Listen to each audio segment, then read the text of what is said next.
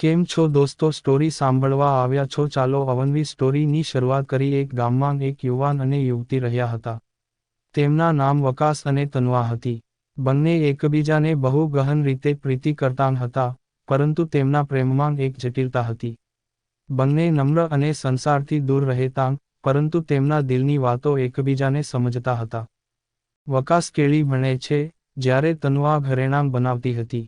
એક દિવસ, વકાસ તન્વાના ઘર પર ગયા અને એક નવો ડિઝાઇન રજૂ કર્યો, જે તે તેના ઘરેણાં માટે બનાવતી હતી. બંનેનું મન પરસ્પર એકબીજામાં વધુ જોડી ગયું. તમારો પ્રેમ મારે જીવનમાં સૌથી વધુ છે, વકાસ એણે દિલથી કહ્યું. કોઈ ભાષામાં સમજાવી શકાતું નથી. તન્વા હસતાં કહી, પ્રેમ એ કોઈ શબ્દોમાં બંધાય નહીં, તે તો સમજૂતીમાં અને લાગણીઓમાં જ વસે છે.